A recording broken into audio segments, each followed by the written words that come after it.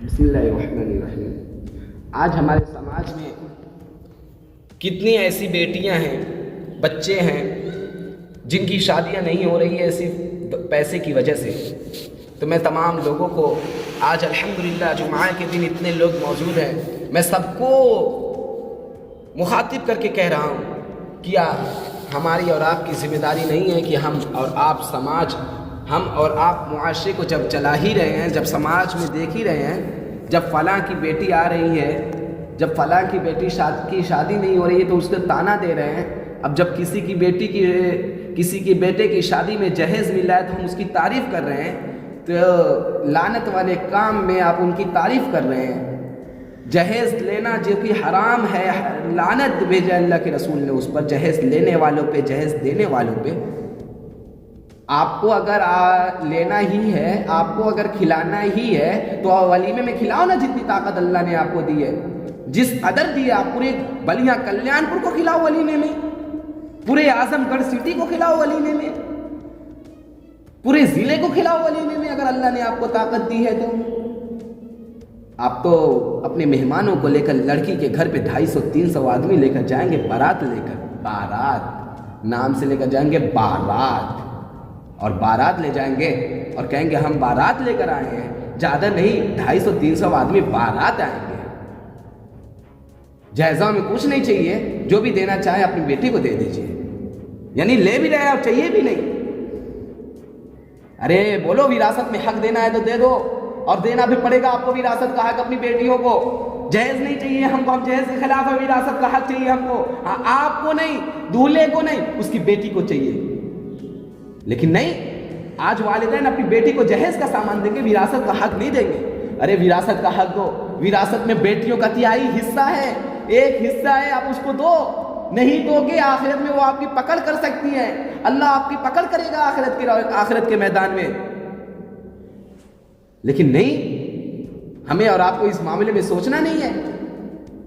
ایک غریب انسان کی اگر آپ شادی کرا رہے ہیں، کسی غریب کی شادی کرا رہے ہیں، آپ کو پتہ ہے کتنا آپ کو اجر مل رہا ہے؟ اگر آپ کو پتہ چل گیا کہ کتنا آپ کو اللہ سبحانہ وتعالی اجر دیں گے تو یقین مانے آپ اکثر لوگوں کی شادیاں کراتے ہی چلیں گے۔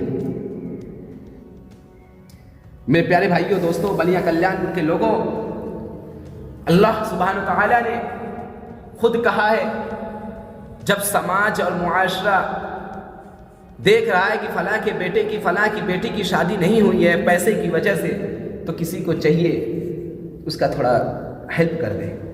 قسم رب کعبہ کی، اللہ کی قسم، ایک نیک اور وفادار بیٹا اپنے والدین سے یہ بات کہے گا کہ ابو جان مجھ سے گناہ کا اندیشہ ہے، ابو جان میں جوانی میں قدم رکھا ہوں، جوانی کی تہلیز پہ قدم رکھا ہوں، ابو جان آپ نے بچپن سے لے کر مجھے کیا چاہیے کیا نہیں چاہیے، کون سا کپڑا چاہیے، کون سا پینٹ چاہیے، کون سی شرٹ، کون سی بائک، کون سی کار، کون سی گاڑی، کون سا سامان چاہیے میرے والد صاحب، آپ مجھے لا کر دیے۔ آج جب مجھے وہ جوانی کے عالم میں قدم رکھ رہا ہوں، آج جب مجھے ایک شریک حیات، مجھے ایک بہترین ہمسفر کی ضرورت ہے، تو آپ پیچھے ہٹ رہے ہیں۔ آپ بول رہے ہیں آپ بول رہے ہیں کہ 28 سال، 25 سال، 22 سال کی عمر میں شادی کریں گے۔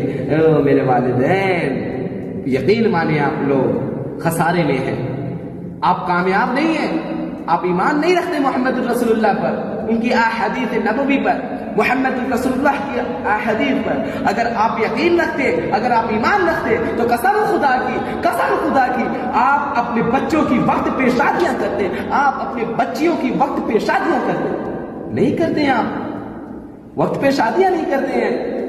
بچوں کو بول لیں گے اگر میں تمہاری شادی کر دوں تو دیکھ فلانوا کا بیٹا ہوا، ابھی 28 سال کا عمر کا ہو گیا ہے، ابھی انہوں شادیاں نہ کی ہے تو یہ تو جوان ہوتے۔ اب تم بتا ادھر، اگر وہ مریا میں شادیاں نہیں کی ہے تو وہ کا گھاٹا ہوتا کہ تورے بیٹا ہوا کا ہوتا ہے؟ ایمان کس کا ڈگمگا رہا ہے؟ تمہارا ڈگمگا ہوتا ہے کہ تورے بیٹا ہوا کا ڈگمگاتا ہے؟ نہیں، ہم کو تو اپنے بیٹوے کے بارے میں نہیں دیکھنا، ہم کو تو سماج کا دیکھنا ہے۔ سماج کو کرو ایسے کی تیسی، سماج کو سائڈ میں رکھو، محمد الرسول اللہ اور قرآن کو سامنے رکھو، احادیث نبوی کو سامنے رکھو۔ اچھا اب لوگ کہیں گے یار صرف نکاح کے معاملے میں قرآن اور حدیث آئے گی. نہیں، میں تمام لوگوں سے کہتا ہوں کہ ہر معاملے میں قرآن اور حدیث کو آگے کیا جائے، ہر معاملے میں قرآن اور حدیث کا فیصلہ دیا جائے. محمد رسول اللہ کا فیصلہ اصل فیصلہ ہونا چاہیے، قرآن کا فیصلہ اور آخری فیصلہ ہونا چاہیے. اور آج معاشرے میں اللہ سبحانہ وتعالی خود کہتا ہے وَابْتَلُوا الْيَتَامَى حَتَّى إِذَا بَلَغُوا النِّكَاحَ، جب بچے بالغ ہوں تو بچوں کا نکاح کر دینا چاہیے. لیکن آج ہمارے والدین جب بچے بالغ ہوں تو چل کمانے چل، کہتے ہیں چل کمانے چل. اب بچہ 12,000 کہیں نہ کہیں سے کما کے دے رہا ہے، اس کے بعد ارے اتنے میں تو خرچہ نہیں چلی. ارے بھائی جب اتنے میں خرچہ نہیں چلی تو کہاں جانا تھا؟ جب بیوی آئی ہوگی تو اپنا رزق لے کر آئی. کیا تمہارا ایمان اتنا کمزور ہے؟ اس لیے میرے بھائیو دوستو، میں تمام والدین سے کہتا ہوں اب